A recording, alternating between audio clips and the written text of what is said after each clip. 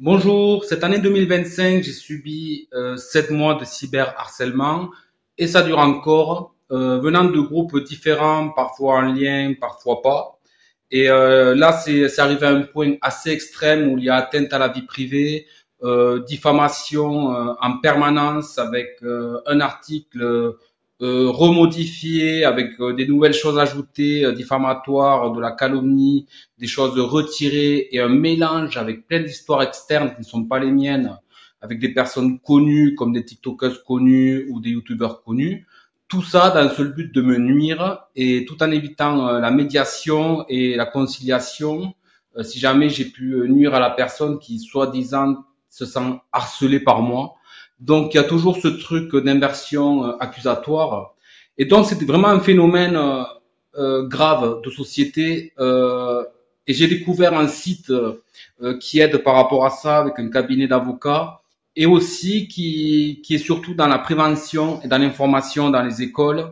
Et donc, pour être dans du positif, parce que je vais arrêter de répondre aux attaques, parce qu'il ne faut pas répondre aux attaques. Par contre, lorsqu'elles sont violentes, que ça vous salit et que vous avez ce besoin de parler, au lieu de parler à n'importe qui, si vous êtes comme moi, que vous savez parler face caméra avec le cœur, ça peut faire du bien. Et en plus, si comme moi, vous n'insultez pas l'autre, vous posez des questionnements légitimes qui apparemment dérangent, je trouve que c'est intéressant d'ouvrir la porte à l'échange et on voit qui c'est qui évite d'échanger en fait.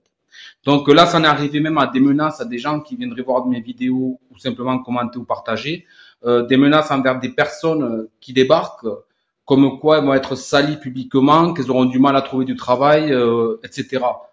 Donc je trouve que ça va très loin. S'il y a un problème avec moi et que la personne dit avoir des preuves, pourquoi va pas simplement porter plainte au lieu de faire un drama récurrent sur Internet, tout ça pour me salir, pour m'épuiser.